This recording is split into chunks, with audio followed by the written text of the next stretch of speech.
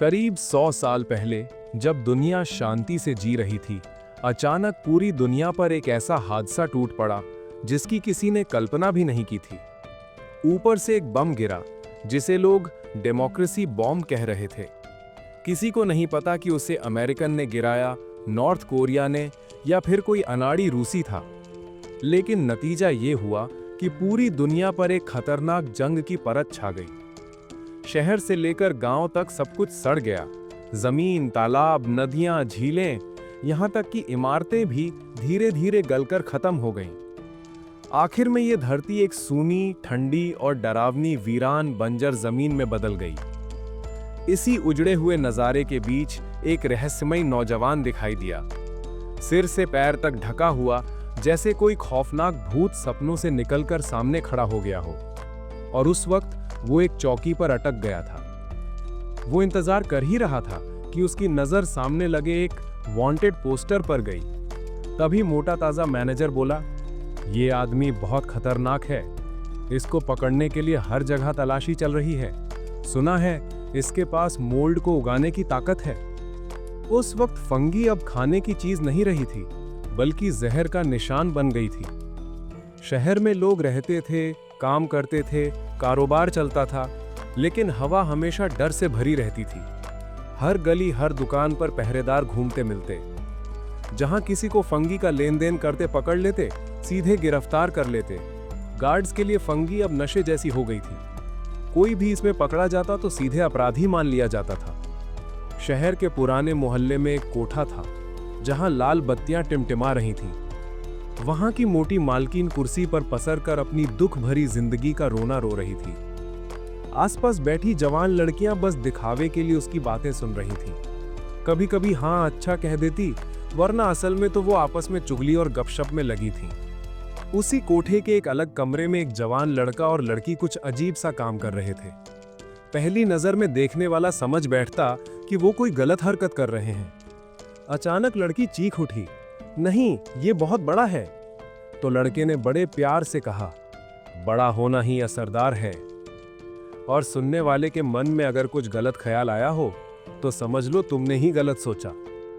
असल में वो दोनों जिस काम में लगे थे वो था दवा का इंजेक्शन लगाना। वो लड़का कोई और नहीं बल्कि माइलो था, एक नौजवान डॉक्टर। लोग उस पर पूरा भरोसा करते थे। माइलो दिन रात कोशिश करता था कि लोगों की देह को खा रही रस्ट डिजीज से उन्हें बचा सके। उसका अपना क्लिनिक नहीं था, लेकिन दयालु वेश्या औरतों ने अपने कोठे का एक कोना उसे उधार दे दिया था, जहां वो इलाज करता था। एक दिन माइलो दो गरीब बाप बेटे का इलाज कर रहा था। तभी कोठे की मालकिन ने कहा, सुनो, एक अफवाह है। लोग कहते हैं कि ये जो फंगी की रखवाली करने वाले हैं वही असली गुनहगार हैं। उन्हीं ने ये जंग फैलाई जिसकी वजह से पूरी दुनिया उजड़ गई।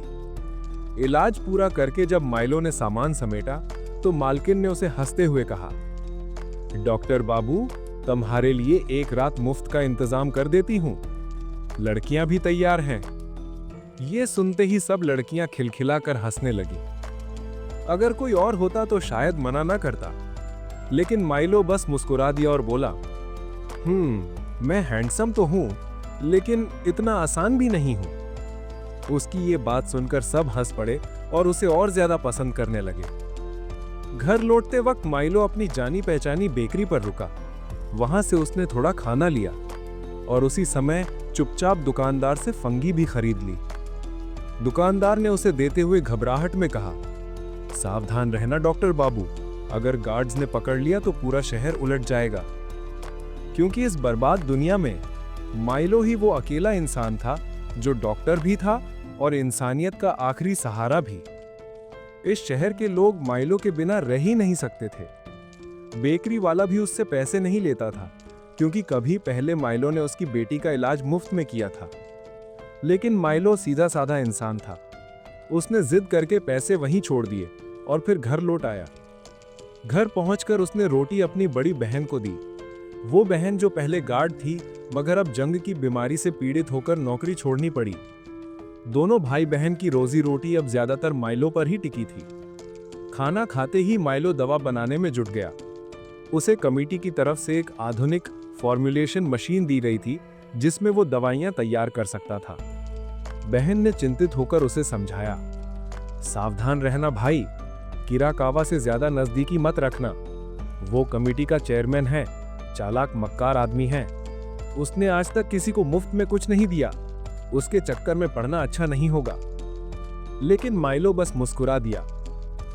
मैं किसी से नहीं डरता, मेरा बस एक ही मकसद है, रस्ट डिजीज का इलाज ढूंढकर इस शहर को बचाना। उधर चौकी के दफ्तर में मोटा अफसर उसी रहस्यमयी वांटेड क्रिमिनल की डींगे हाँक रहा था। वो कह रहा था उसके पास ऐसी ताकत है कि उसके पीछे जो लाशें पड़ी हैं वो सब उसी ने उठाई हैं। उसके साथ खड़ा नकाबपोश आदमी और भी सवाल पूछता रहा। मोटे ने समझाया, ये सब लाशें ही हैं। अचानक टीवी पर ब्रेकिंग न्यूज आई। शहर के बाहर अचानक बड़े बड़े मशरूम उगाए हैं जो टावर जितने ऊंचे हैं। घर पर यह सुनकर माइलो की बहन बेचैन हो उठी। माइलो ने बहन से इजाजत मांगी कि उसे दवा पहुंचानी है। जाते जाते बहन ने फिर कहा, बहुत होशियार रहना। माइलो अपनी योजना के हिसाब से बेकरी पहुंचा फंगी लेने, लेकिन तभी एक बच्चा उसका सामान छीनकर भाग गया। माइलो तुरंत उसके पीछे भागा और तंग गली में घुस गया।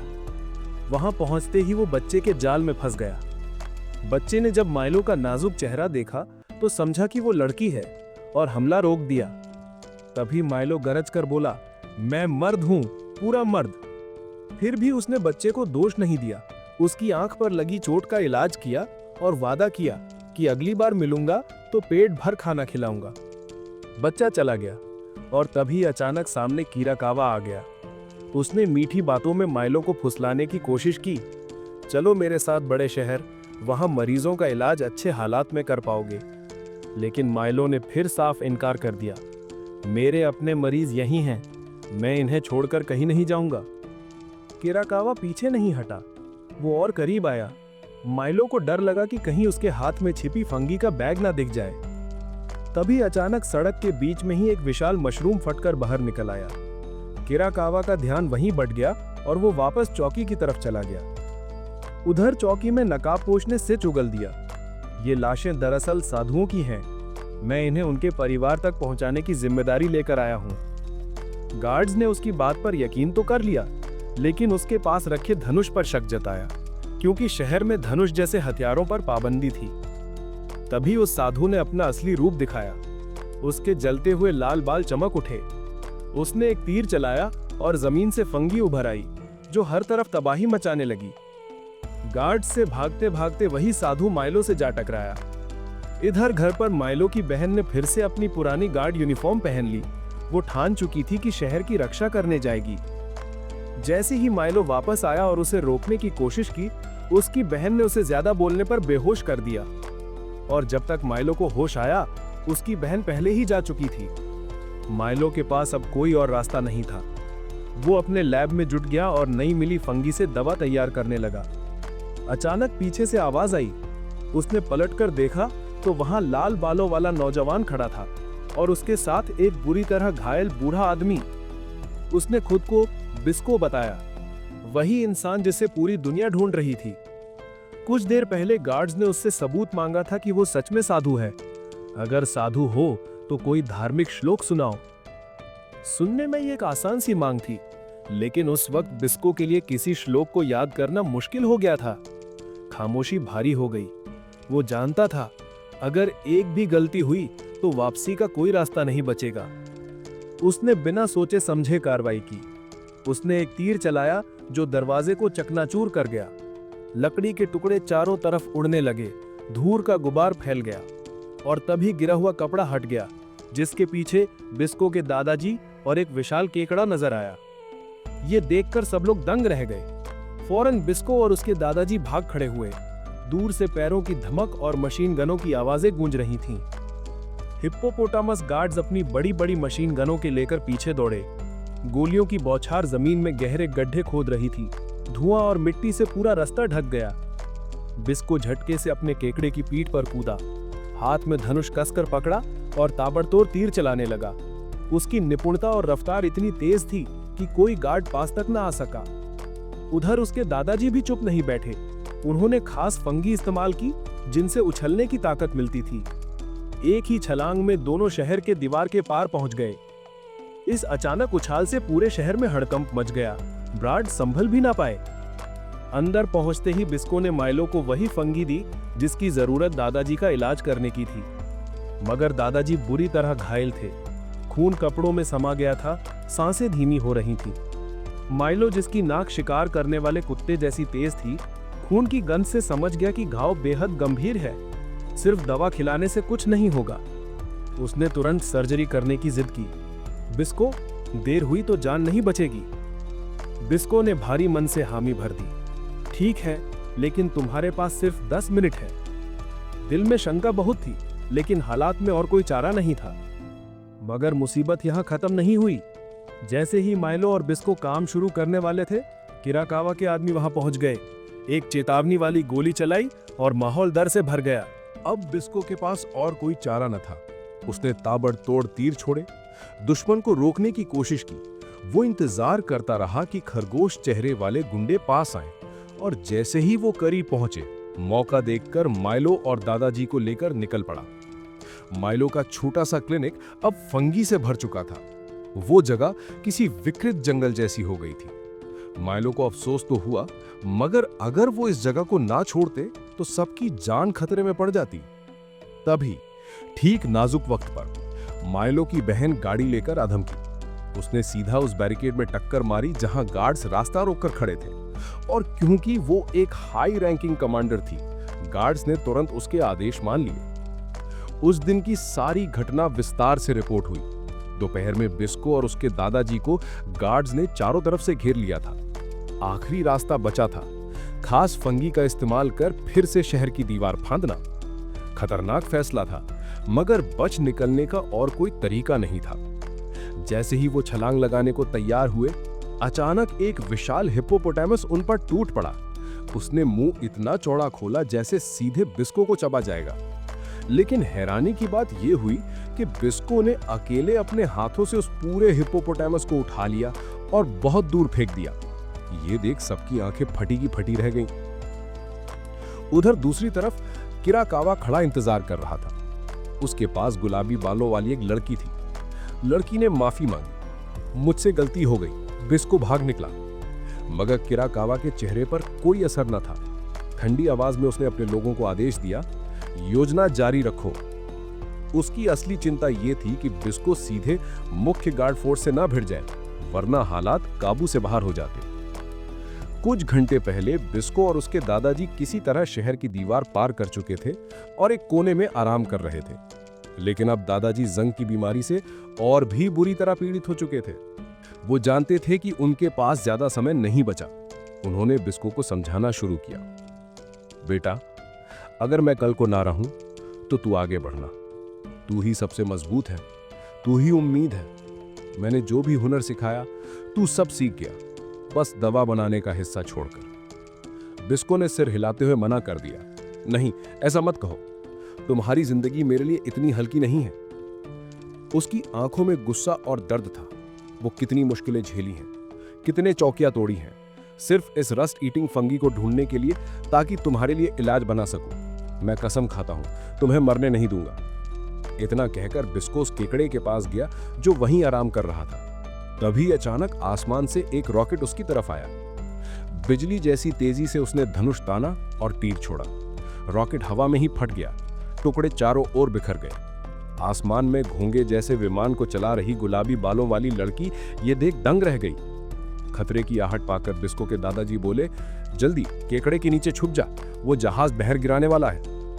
बिस्को ने जवाबी तीर चलाने की कोशिश की, लेकिन तभी अचानक कहीं से एक इलेक्ट्रॉनिक ईल निकल आया और सीधे उसकी टांग पर काट लिया।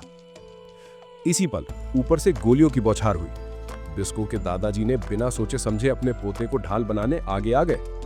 गोलियां उनके शरीर को छलनी कर गईं, खून कपड़ों में फैल गया। बिस्को अवाक रह गया। उसने दांत भींचकर धनुष कस लिया और पूरी ताकत से एक जानलेवा तीर छोड़ा। तीर सीधा जहाज पर लगा। वो जहाज जोरदार धमाके से गिरकर जमीन पर फट पड़ा। बिना वक्त गवाए बिस्को अपने दादाजी को लेकर केकड़े पर चढ़ा और पूरे वेग से शहर की ओर दौड़ पड़ा। उसके कदमों में बस एक ही चीज थी, बेतहाशा हताशा। काफी मशक्कत के बाद दोनों शहर की नाली में छुपे। माइलो ने जब बिस्को के दादाजी को देखा तो हैरान रह गया। 6 गोलियां खाकर भी अभी तक जिंदा थे, जैसे उनकी जान किसी दास्तान का हिस्सा हो। बिस्को बेचैन होकर बोला, माइलो, क्या तुम इन्हें बचा सकते हो? माइलो ने दृढ़ आवाज में कहा, हाँ, मैं कर सकता हूं। बिस्को बाहर जाकर दुश्मनों को रोकने के लिए निकलना चाहता था, लेकिन माइलो अड़ गया। पहले मैं तुम्हारे घाव देखूंगा, फिर तुम बाहर जाना। बिस्को ने दादाजी को माइलो के हवाले किया और बाहर निकल गया। इधर दूसरी तरफ माइलो की बहन को सूचना मिली कि जिस दिशा में वो बढ़ रही थी वो दरअसल किराकावा के आदमियों का जाल है। असल रास्ता पश्चिम की ओर था। गार्ड्स ने उससे संभल कर चलने की सलाह दी। इसी बीच उन्हें खबर मिली कि माइलो का क्लिनिक पूरी तरह बर्बाद हो चुका है। वहां एक विशाल मशरूम उगाया है। ये सुनकर माइलो की बहन गुस्से से भर गई, लेकिन उसने अपने सिपाहियों को आदेश दिए और फिर अकेले पश्चिम की ओर बढ़ चली। उधर बिस्को ने किराकावा के सारे सिपाही साफ कर दिए, सिर्फ गुलाबी बालों वाली लड़की को छोड़ दिया, क्योंकि वो उसे काफी प्यारी लगी। बिस्को ने उसकी तरफ देखा और पूछताछ शुरू की। उसी वक्त माइलो की बहन स्कूटर पर तेजी से पहुंची। बिस्को ने तुरंत फंगी का इस्तेमाल करके गाड़ी को हवा में उछाल दिया, लेकिन माइलो की बहन जरा भी नहीं घबराई, सीधा हमला करने चली आई। धुएं के पीछे से बिस्को ने धनुष ताना और तीर चलाया। तीर सीधा उसके हाथ में पकड़े हथियार पर लगा। धातु के चटकने की आवाज गूंजी। एक नए टकराव की शुरुआत हो चुकी थी। शहर के लाउडस्पीकर पर लगातार चेतावनी दी जा रही थी, फफूंद से बचकर रहें, स्फोट सांस में ना जाएं, सुरक्षा उपाय अपनाएं। उधर वैश्यालय में लड़कियां आपस में खुसुर-फुसुर कर रही थी। इतने बड़े-बड़े मशरूम हमारी जिंदगी में पहली बार देख रहे हैं। मालकिन ने जल्दी से सबको भीतर बुलाया। चलो चलो, बाहर मत रहो, ये स्पोर्ट्स जानलेवा हो सकते हैं। इसी बीच नीचे से खबर आई, पांडा क्लिनिक पूरी तरह बर्बाद हो चुका है। ये सुनकर मालकिन का दिल बैठ गया, क्योंकि उसी क्लिनिक में माइलो था, वो लड़का जिससे उसे हमेशा लगा हो रहा है। इधर माइलो अपने क्लिनिक में बिस्को के दादाजी को खून चढ़ा रहा था। जंग की बीमारी ने उनका शरीर लगभग खत्म कर दिया था। ट्रांसफ्यूजन से धीरे धीरे उन्हें होश आया, लेकिन सच्चाई ये थी कि उनके अंग बहुत गहराई तक जंग खा चुके थे। वो मुश्किल से 1 महीना और जी सकते थे। फिर भी उनका चेहरा शांत था। उन्होंने मुस्कुराकर माइलो की तारीफ की। ये नौजवान तो सच में हुनरमंद है, हाथ नाजुक भी हैं और धैर्य भी। इसके बाद उन्होंने अपना नाम बताया, मैं जाबी हूं, बिस्को का गुरु। बाहर जंग भड़क चुकी थी। बिस्को और माइलो की बहन आमने सामने भिड़े थे। तेज हमले, मेटल की टकराहट और चीखों से हवा भारी हो गई थी। बिस्को लड़ते हुए भी बार बार समझा रहा था, रुक जाओ, हर बार जब तुम वार करती हो तुम्हारे शरीर पर लगी जंग और फैल रही है, मौत और करीब आ रही है। लेकिन माइलो की बहन पर कोई असर नहीं हुआ। उसकी आंखों में बस नफरत थी। वो मान चुकी थी कि जंग का कारण सिर्फ बिस्को है, इसीलिए वो रुकने को तैयार नहीं थी। बिस्को ने बार बार समझाने की कोशिश की, लेकिन उसकी बातें उसके गुस्से तक पहुंची ही नहीं पाई। इधर जाबी माइलो को सच बता रहा था। लोग जो समझते हैं वो गलत है। फंगी जंग फैलाते नहीं, बल्कि जंग खाते हैं। दुनिया पहले से ही निर्दयी थी, इसीलिए जीवों को बदलना पड़ा। फंगी ने ये हुनर अपनाया, रस्ट को खाकर जीना। उसने आगे समझाया, हम जैसे लोग सालों से कोशिश कर रहे हैं, जंग लगे अंगों पर फंगी लगाते रहे, धीरे धीरे वो जंग सोख लेते हैं। लेकिन क्योंकि ये प्रक्रिया धीमी थी, बाहर वालों को बस फंगी और जंग साथ दिखे।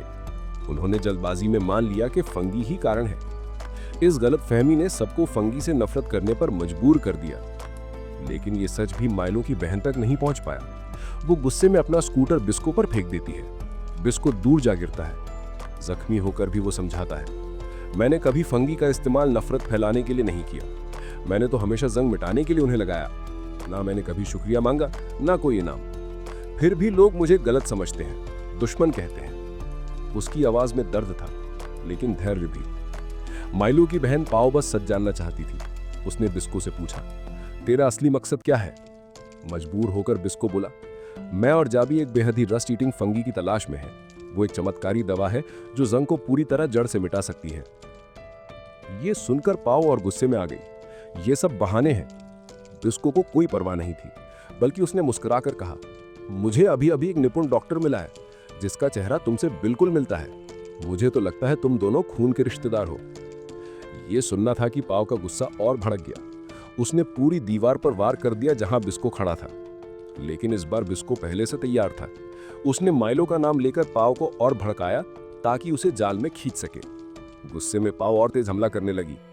इसी पल बिस्को ने चालाकी से उसके हथियार पर फंगी उगने दिए। ये देखकर उसके मन में कसक हुई, मैंने हमेशा फंगी से लोगों की जान बचाई है, कभी सोचा नहीं था कि किसी लड़की के खिलाफ इन्हें इस्तेमाल करना पड़ेगा।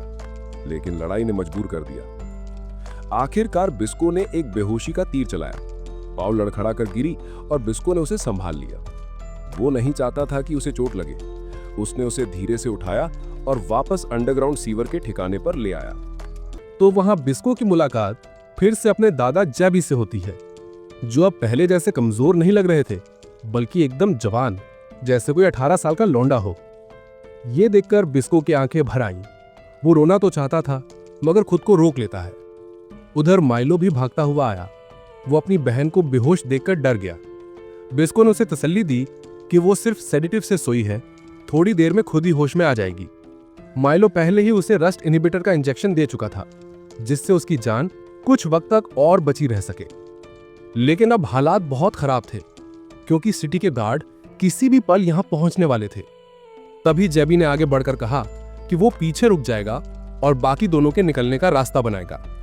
बिस्को ने तुरंत मना किया, क्योंकि वो जानता था कि उसके बादा के बिना कोई भी दवा तैयार नहीं कर पाएगा। तभी माइलो अचानक बोला, अगर जेबी नहीं रहे तो मैं कर लूंगा, मैं सीख जाऊंगा, मुझे करना ही होगा। बिस्को पहले तो हंसा, बोला, बाहर की दुनिया बहुत बेरहम है, तुम जैसे सादे लड़के के लिए नहीं। पर माइलो की आंखों में जो जिद थी, उसे देखकर बिस्को आखिरकार मान गया, क्योंकि माइलो अब सिर्फ इलाज नहीं करना चाहता था, बल्कि वो अपनी फैमिली को भी बचाना चाहता था। उसी वक्त गार्ड्स वहां आ धमके। जेबी ने उनका रास्ता रोक लिया ताकि दोनों निकल सकें।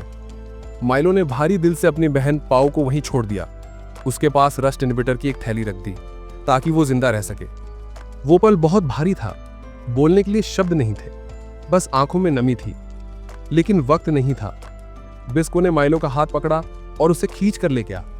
दोनों गेट की तरफ भागे, मगर वहां और गार्ड आ गए। उन्हें पीछे से भी घेर लिया गया। बिस्को ने झट से अपना धनुष निकाला और एक खास तीर चलाया। तीर जैसे ही पुल से टकराया, पूरा पुल टूट गया और दोनों नीचे गिर पड़े। उस पल में गिरती हुई धूल और उड़ते मलबे के बीच बस एक छोटी सी उम्मीद बाकी थी कि वो दोनों जिंदा रहें। वहां से निकलकर दोनों कांटों भरे रास्ते पर आगे बढ़ते रहे। माइलो नॉनस्टॉप बोलते ही जा रहा था, हर छोटी बात पर बोलता ही जा रहा था। बिस्को का चेहरा गुस्से से लाल हो गया, जैसे उसे ये सब बहुत परेशान कर रहा हो। माइलो ने हंसते हुए कहा, मुझे लगता है हम रास्ता भटक गए हैं। बिस्को ने तुरंत कहा, ऐसा कुछ नहीं है। उसकी जिद भी अजीब थी, क्योंकि वो जंगलों में पला था, फ्री लाइफ जीने वाला इंसान, जिसकी फितरत उसे कभी मानने नहीं देती थी कि वो रास्ता भूल गया है। दोनों चलते रहे तब तक जब तक वो एक ऐसी जगह नहीं पहुंच गए जहां पानी के ऊपर एल्गी तैर रही थी। माइलो की आंखें चमक उठी। वो रुककर बड़ी उत्सुकता से उन्हें देखने लगा, जैसे कोई जादू देख रहा हो। लेकिन बिस्को को गुस्सा आ गया। उसने एक छोटी चीज फेंकी जो माइलो के चेहरे पर लगी और बोला, हम पिकनिक मनाने नहीं आए हैं, ये जगह रात को जंगली जानवरों से भर जाती है, चलो यहां से। दोनों वहां से आगे बढ़े, मगर कुछ देर बाद माइलो अचानक रास्ते में बेहोश हो गया।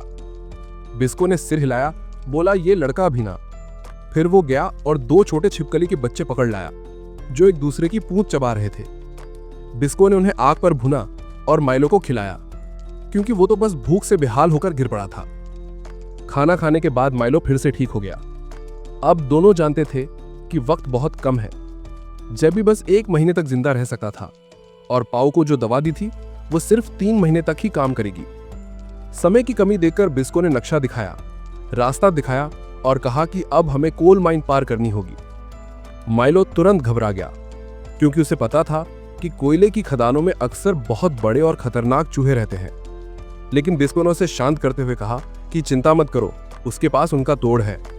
तभी बिस्को को रेत के नीचे से एक विशाल क्रैब का पंजा दिखा। उसने हल्की सी सीटी बजाई और रेत के नीचे से उनका तीसरा साथी बाहर निकला, बिस्को का क्रैब। अब माइलो को समझ आया कि शुरू में वो रास्ता क्यों भटक गए थे। असल में बिस्को इस क्रैब को ढूंढ रहा था, जो अक्सर रेत में खुद को छुपाकर सो जाता है। बिस्को ने बताया कि अगर वो क्रैब पर सवार हो जाएं, तो सिर्फ 2 दिन में कोल माइन पहुंच सकते हैं, और वहां के चूहे इतने समझदार हैं कि इतने बड़े जानवर पर हमला करने की हिम्मत नहीं करेंगे। लेकिन जैसे ही माइलो ने क्रैब की पीठ पर जगह बनाई, वो हवा में उछलकर जमीन पर जा गिरा। बिस्को ने बस कंधे उचकाए और उसे खास कपड़ा फेंक कर कहा, पहनो इसे ताकि क्रैब को अजीब ना लगे। फिर भी वो क्रैब कुछ ज्यादा ही होशियार निकला। माइलो ने कपड़े पहन लिए, फिर भी क्रैब ने उसे आराम से उठाकर नीचे पटक दिया। बेचारा माइलो अब पैदल ही उनके पीछे पीछे चलने लगा। दोपहर तक उसने कई बार चढ़ने की कोशिश की, हर बार उम्मीद बनी, लेकिन अंजाम वही, जमीन पर धड़ाम। इतना बार बार गिरा कि क्रैब ने घूम घूम के उसे इतना चक्कर दिया कि माइलो को अंधेरा सफेदी सब एक साथ दिखने लगा। अगली सुबह माइलो फिर से क्रैब की सवारी की प्रैक्टिस कर रहा था और बिस्को बैठा अपने फंगस वाले जहरीले तीरों का घोल तैयार कर रहा था। अचानक वहां कोई आ गया। माइलो अचानक रुक नहीं पाया और सीधे एक लड़की के सामने जा गिरा। वो वही पिंक बालों वाली लड़की थी जिससे बिस्को पहले मिल चुका था। वो हंसते हुए बोली, वाह, इतना बड़ा क्रैब है तुम्हारे पास। बिस्को ने उसकी आवाज सुनी, पलट कर देखा, वो लड़की क्रैब की पीठ पर चढ़ चुकी थी और माइलो उसके पंजे से लटक रहा था। बिस्को ने गुस्से में फंगस वाला एक तीर चलाया। तीर जाकर लड़की की थाई में लगा। वो दर्द से चीखी, लेकिन फिर भी हंसकर बोली, इतना गुस्सा क्यों, बस क्रैब की सवारी सिखाना चाहती थी। असल में वो माइलो को फुसलाकर क्रैब चुराना चाहती थी। मौका देखकर वो लड़की वहां से भाग गई, लेकिन तभी माइलो ने कुछ ऐसा किया जिसकी किसी ने उम्मीद नहीं की थी। उसने क्रैब से बात की, शांत लहजे में बोला, जरा नीचे झुको, मैं दवा लगाना चाहता हूं। और हैरानी की बात यह कि क्रैब ने उसकी बात मानी। बिस्को दंग रह गया। सोचा, ये लड़का सवारी तो नहीं कर पाया, पर इसने क्रैब को मानने पर मजबूर कर दिया। उसके बाद से बिस्को ने फैसला किया कि अब माइलो को सवारी की प्रैक्टिस नहीं करनी पड़ेगी। दोनों साथ में आगे निकल पड़े। शाम को वो एक पहाड़ी मंदिर में रुके और वहां फिर से वही पिंक बालों वाली लड़की मिली। वो कुछ खाते खाते गला पकड़कर खांसने लगी, जैसे कुछ गले में फंस गया हो। माइलो तुरंत भागा, उसकी पीठ थपथपाई, लेकिन कुछ नहीं निकला। फिर उसने बिना सोचे समझे उसके मुंह से मुंह मिलाकर उसके गले से क्रिसैलिस, एक कीड़ा जैसा खोल निकाल दिया। माइलो ने बताया, ये क्रिसैलिस उन स्लेव्स को कंट्रोल करने के लिए लगाया जाता है ताकि वो भाग ना सके। लड़की ने पहले सोचा कि वो दोनों उसकी मदद सिर्फ इसलिए कर रहे हैं क्योंकि वो उसे पाना चाहते हैं, लेकिन बिस्को ने लहजे में कहा, मुझे कोई दिलचस्पी नहीं है। माइलो ये सुनकर शर्मा गया और बिस्को ने हंसकर चिढ़ाया, ओह, तो तू अभी तक वर्जिन है। बिस्को का गुस्सा देखकर लगा तीर चलाएगा, पर माइलो ने बस कहा, मुझे तो बस थोड़ा खाना चाहिए। लड़की ने अपना बैग खोला और बोली, लो, जो चाहिए चुन लो। माइलो ने बिस्किट का पैकेट उठाया। बिस्को ने कुछ तीर लिए। लड़की ने कहा, इसके पैसे लगेंगे। बिस्को को गुस्सा आया, पर माइलो ने कहा, पैसे दे देंगे। माइलो ने खुशी से बिस्को को बिस्किट चखने को दिया और दोनों ने कहा, वाह, स्वाद तो बढ़िया है। जब पेट्रोल की बात आई तो लड़की ने साफ मना कर दिया, बल्कि गुस्से में पूरा पेट्रोल जमीन पर उड़ेल दिया। उस रात अचानक जमीन हिलने लगी। बिस्को चौंक कर उठा। माइलो क्रैब पर भाग रहा था और बिस्को को महसूस हुआ कि वो अब किसी विशाल कीड़े, जाइंट इंसेक्ट पर पड़ा है। माइलो चिल्लाया, ये कोई कीड़ा नहीं, ये तो जिंदा किला है। अगर ये कोल माइन से टकरा गया तो पूरी खदान धमाके से उड़ जाएगी। बिस्को समझ गया कि ये वही बोन ईटिंग बग है जो पिंक बालों वाली लड़की के गिराए हुए पेट्रोल से जाग गया था। उसने जोर से चिल्लाकर माइलो को बताया, क्रैब को सीधा इसके सिर पर मारो तभी ये रुकेगा। लेकिन उसी वक्त वो लड़की बिस्को से लिपट गई, उसे कस के पकड़ लिया जिससे वो हिल भी नहीं पा रहा था। माइलो ने पूरी दिल से क्रैब से विनती की, चलो अब हमारी मदद करो, और क्रैब ने उसकी बात मानी। वो उछलकर सीधा उस कीड़े के सिर में जा धंसा। बिस्को ने झटके से छलांग लगाई, लड़की को भी साथ खींच लिया और बग के सिर में फंगस वाला तीर दाग दिया। कुछ ही सेकंड में फंगस फैल गया। बग रुका, कांपा और फिर जमीन पर ढह गया। सौभाग्य से वो लोग कोल माइन से ठीक पहले रुक गए थे। अभी वो लोग सांस भी नहीं ले पाए थे कि कहीं से गोला दागा गया। पूरा खदान इलाका धमाके से फट पड़ा। अब उन्हें रास्ता बदलना ही पड़ा। अगली सुबह जब बिस्को उठा, माइलो ने बताया कि वो पिंक बालों वाली लड़की भाग गई है, सारे पैसे लेकर, पर कुछ खाना छोड़ गई है। मतलब थोड़ी इंसानियत अभी भी बाकी थी। बिस्को ने माइलो को देखा, उसके हाथों में चोटें भरी थीं, पर अब वो क्रैब को बखूबी चला पा रहा था। ये साफ था कि उसने बहुत मेहनत की है। बिस्को ने हल्की सी मुस्कान दी, मानो कह रहा हो, शाबाश, अब बन रहा है असली साथी। दोनों ने सफर फिर से शुरू किया। दूसरी तरफ पाऊ होश में आते ही अपनी बड़ी सी मोटरसाइकिल पर चढ़ी, इंजन गरजाया और तेजी से निकल पड़ी। उसके दिमाग में बस एक ही बात थी, मिलो को ढूंढना है किसी भी हाल में। उधर मिलो और बिस्को एक नए खतरे में फंस चुके थे। अचानक चारों तरफ से बच्चों का एक झुंड निकल आया। सबके हाथों में बंदूकें और लाठियां। बिना कुछ बोले वो दोनों पर टूट पड़े, जैसे पहले से घात लगाकर बैठे हों। वो बच्चे समझ रहे थे कि मिलो और बिस्को कुराकावा के गुंडे हैं। दोनों ने हाथ उठाकर समझाने की कोशिश की, हम इसका हिस्सा नहीं है। मिलो ने शांत लहजे में कहा, हमें बस कुछ खाने का सामान चाहिए और कुछ नहीं। उसकी आवाज सच्ची लग रही थी, पर बच्चे अब भी शक में थे।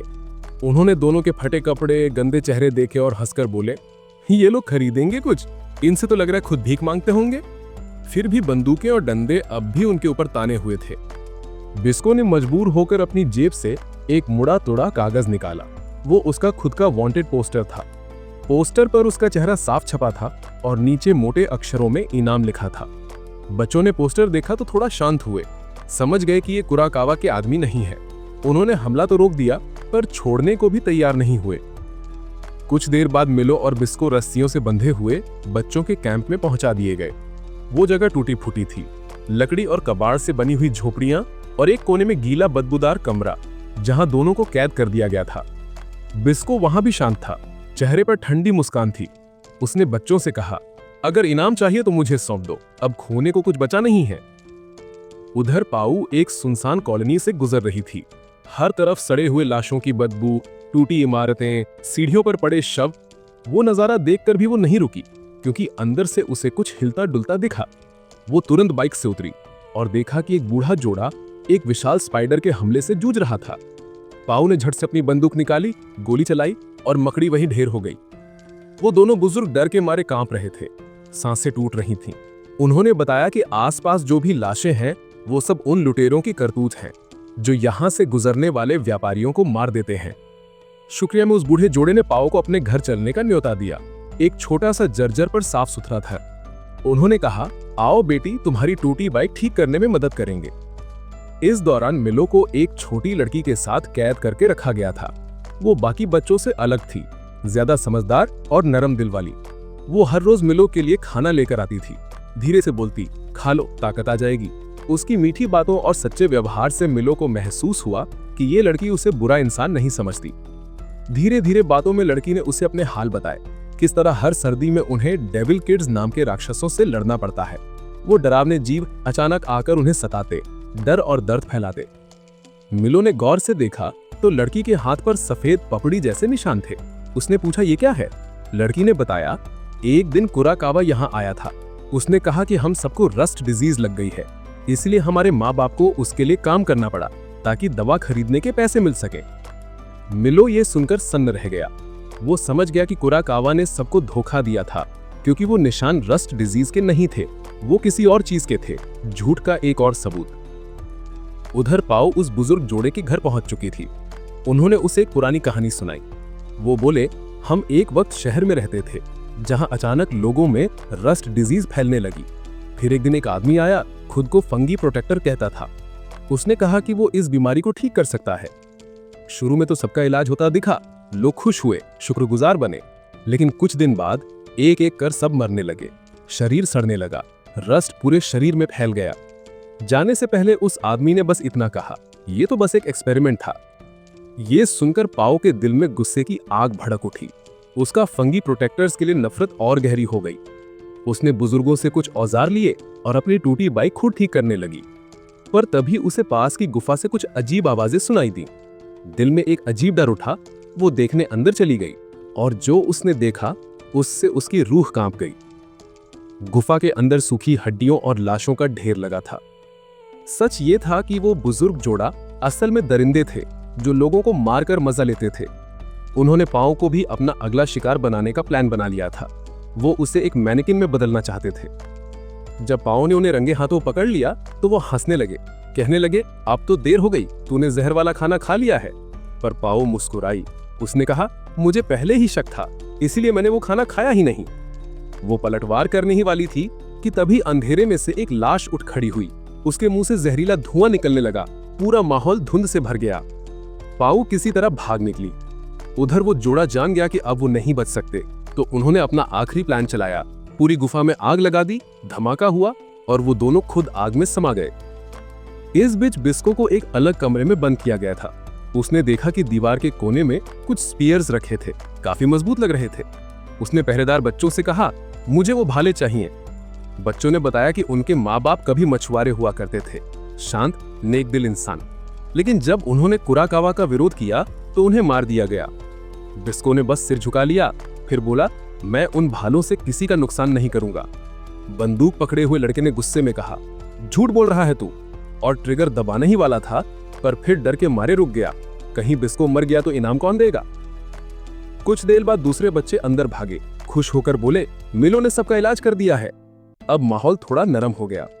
जो 2 गार्ड थे, अब बस एक रह गया था। वो एक पुराना फटा हुआ नक्शा देख रहा था। बिस्को ने मुस्कुराकर कहा, अरे मैं इस जगह को जानता हूं, कभी वहां एक फंगी प्रोटेक्टर ने मेरी जान बचाई थी। अब मेरी बारी है उसका कर्ज चुकाने की। लड़का उसकी बातों से थोड़ा पिघल गया। उसने नक्शा बिस्को को पकड़ा दिया और फिर बाहर चला गया, शायद पेशाब करने। बिस्को ने मौका देखा और झटपट अपने हाथों की जंजीरें खोल दी।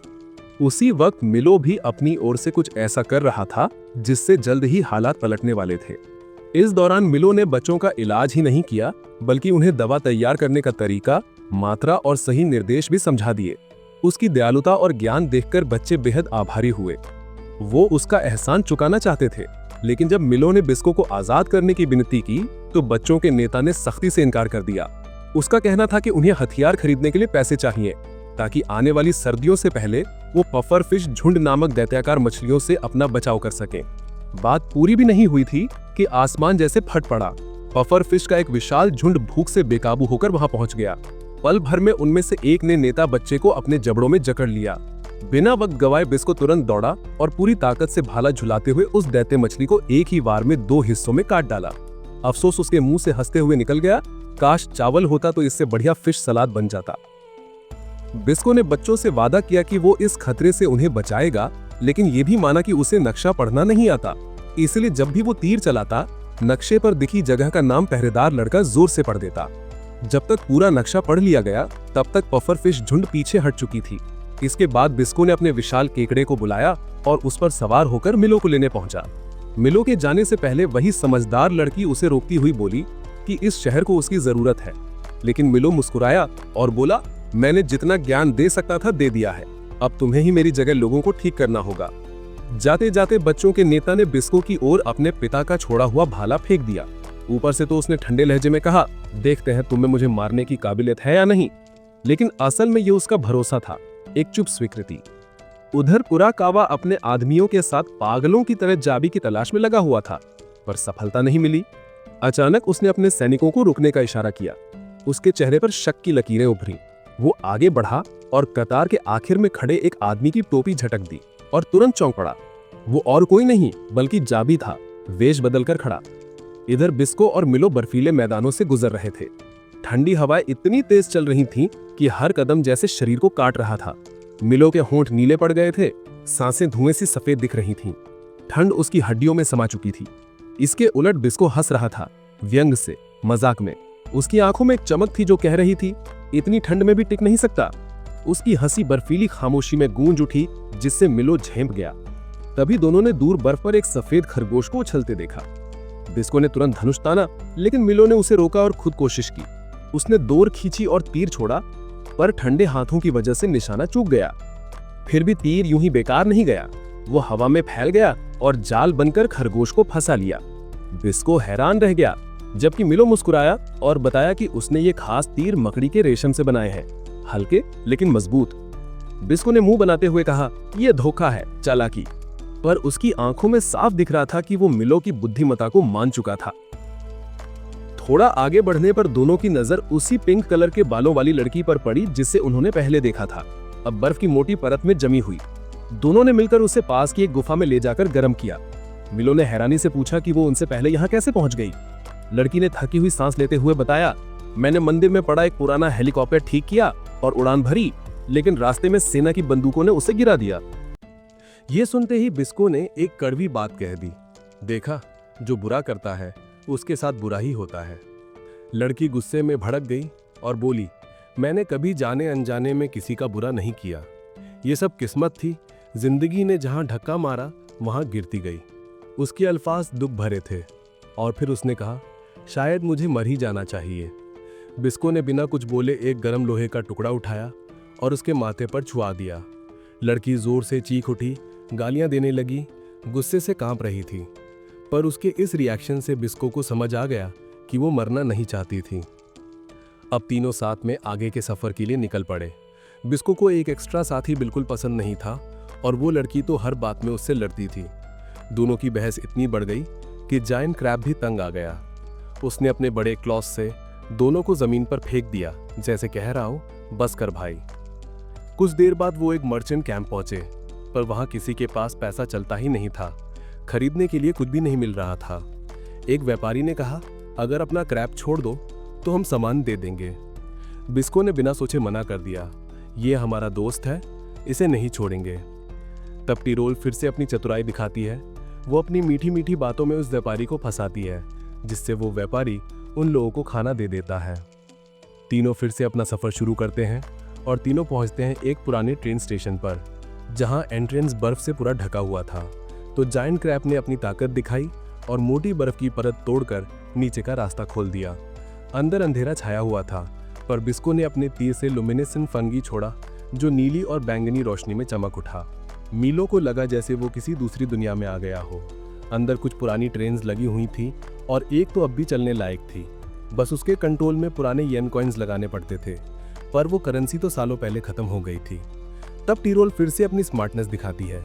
वो मशीन का कवर खोलती है। अंदर के तार टूटे हुए थे, जिन्हें वो जोड़ देती है। मीलो और बिस्को उसे देखकर हैरान रह जाते हैं। तब टिरोल उन्हें बताती है, पहले मुझे एक मशीनरी फैक्ट्री में गुलाम बना के रखा गया था। वहाँ रोज लोग रस से गल जाते थे। वहीं से मैंने मशीन चलाना सीख लिया और फिर एक दिन भाग गई। जब वो रिपेयर कर रही थी, मीलो और बिस्को आग के पास बैठ के कुछ गर्म खाना खा रहे थे। तब मीलो ने बिस्को से कहा, बिस्को तुझे पता है, तुम्हारे साथ सफ़र करके मुझे बहुत खुशी मिल रही है। जिंदगी में इतनी चीज़ें सीखने को मिली हैं। अब मुझे और मोटिवेशन मिल रहा है लोगों को बचाने का, दवा ढूंढने का। फिर उसने पूछा, बिस्को तेरा दादा कैसा था? बिस्को चुप रहा कुछ देर, फिर बोला, उनके साथ मेरा खून का रिश्ता नहीं था, पर वही मेरा सब कुछ था। उसने ही मुझे आर्चरी और सर्वाइवल सब सिखाया था। कभी कभी उनकी ट्रेनिंग ने मुझे मौत के करीब पहुंचा दिया, पर उन्हीं की वजह से मैं आज जिंदा हूँ। मैं उसे बचाने के लिए कुछ भी कर सकता हूँ। मीलो चुप हो गया। थोड़ा देर बाद बोला, यही तो प्यार होता है, जब किसी के लिए जान तक देने का हौसला आ जाता है। टिरोल उनकी बातें सुन रही थी और फिर उसने कहा कि उसने ट्रेन को ठीक कर दिया है। जब मीलो और बिस्को ट्रेन पर चढ़ने वाले थे तो टिरोल रुक गई। उसने कहा कि वो उनके साथ नहीं जाएगी। उसे डर था कि ये सफ़र बहुत खतरनाक है। बिस्को और मीलो ने उसे मजबूर नहीं किया। मीलो ने बस उसका नाम पूछा। टिरोल पहले थोड़ा झिझकी, जैसे कुछ छुपाना चाहती हो। फिर उसने कहा, टिरोल। मीलो ने कहा कि ये नाम बहुत खूबसूरत है। उसके इस तारीफ से टिरोल अंदर से हिल गई, पर कुछ नहीं बोली। ट्रेन चल पड़ी और मीलो ने वादा किया कि वो वापस आके अपनी जर्नी की कहानी उससे ज़रूर सुनाएगा। टिरोल में दूर जाते देखती रही, मनी मन उनका शुक्रिया अदा करते हुए, क्योंकि उन्होंने उसे पहली बार एक दोस्त की तरह ट्रीट किया था। लेकिन सुकून ज़्यादा देर टिक नहीं सका।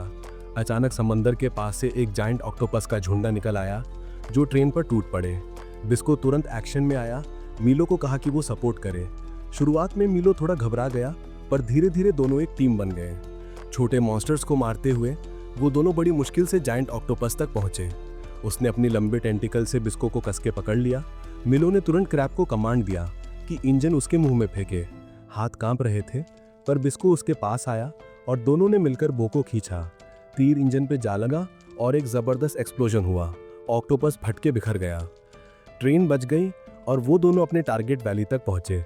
ये वही जगह थी जहां पे फंगी प्रोडक्टर्स पहले आ चुके थे और वहीं पर वो रेयर रस्ट ईटिंग फंगी मिलने वाली थी।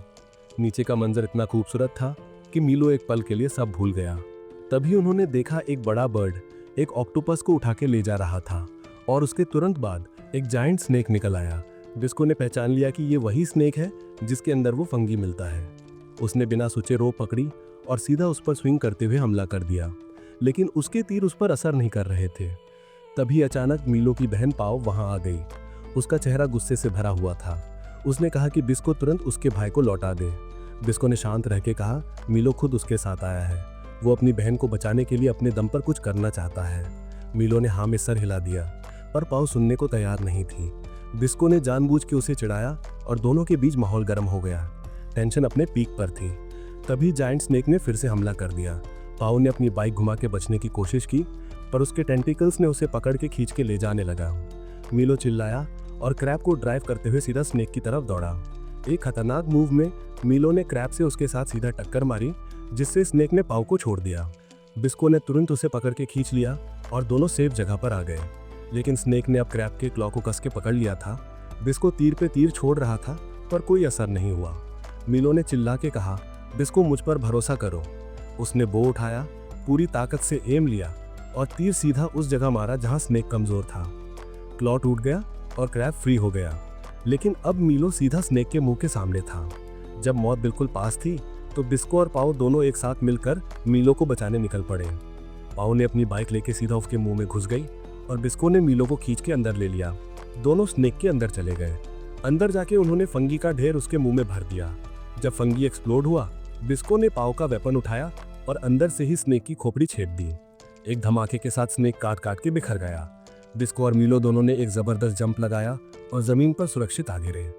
पसीना उनके चेहरे से टपक रहा था, लेकिन दोनों की आंखों में अब भी वो एक ही चीज चमक रही थी, जज्बा और हिम्मत। अपनी बहन से मिलकर मीलो ने सब कुछ समझाया। उसने बताया कि वो बिस्को के साथ इसलिए गया था क्योंकि उसे बचाने के लिए दवा चाहिए थी, ना कि किसी ने उसे मजबूर किया था। पाओ ने उसकी बातें ध्यान से सुनी और धीरे धीरे सब कुछ समझ गई। तीनों ने मिलकर उस बड़े सांप की लाश को देखा, जिसके शरीर पर एक अजीब सा फंगस उग रहा था। मीलो ने तुरंत पहचान लिया, ये वही रस्ट ईटिंग फंगस था जिसे वो उतने दिनों से ढूंढ रहे थे। बिस्को ने एक मशरूम तोड़ा और बिना सोचे मुंह में डाल लिया, लेकिन उसका टेस्ट बिल्कुल नॉर्मल था, जैसे आम मशरूम। वो थोड़ा डाउट में पड़ गया, सोचने लगा शायद ये गलत फंगस है, लेकिन हार मानने का सवाल ही नहीं था। बिस्को ने कहा, मैं दूसरा स्नेक ढूंढूंगा, जब तक पक्का नहीं हो जाता वापस नहीं जाऊंगा। मीलो ने उसे समझाने की कोशिश की कि पहले अपने जख्म का इलाज करा ले, पर बिस्को ने उसकी बात नहीं सुनी और उसे धक्का देके पीछे कर दिया। तभी मीलो ने कुछ अजीब देखा। उसने बिस्को का खून लगा हाथ उस फंगस पर रखा और तुरंत फंगस रिएक्ट करना शुरू कर दिया। वो हिलने लगा जैसे जिंदा हो। ये देखकर बिस्को ने फाइनली मीलो को अपना जख्म बांधने दिया। बांध लगाते हुए मीलो ने पूछा, तेरा ब्लड टाइप क्या है? बिस्को हैरानी से कहा, ब्लड टाइप क्या होता है? ये सुन के मीलो को याद आया, उसके दादा ने भी कभी ऐसा ही कहा था। तब मीलो को समझ आया कि फंगी प्रोटेक्टर्स लोगों के पास ज़्यादा मेडिकल नॉलेज नहीं होती है। वो सोच में पड़ गया, शायद बिस्को के खून में कोई खास केमिकल है जो इस रस्ट ईटिंग फंगस को एक्टिव करता है। ये सोचकर उसके दिमाग में एक आइडिया आया। उसने धीरे से कहा, मुझे थोड़ा तेरा खून चाहिए एक्सपेरिमेंट के लिए। पाओ चुपचाप उन दोनों को देख रही थी। उसका नजरिया बिस्को के लिए बदलने लगा था। पहले जिसे वो दुश्मन समझती थी, अब उसके अंदर एक सच्चा इंसान देख रही थी। बस वो चुप रही, बिस्को की तरफ देखते हुए। बिस्को शर्मा गया, उसका चेहरा लाल पड़ गया और उसने तुरंत अपना चेहरा दूसरी तरफ कर लिया।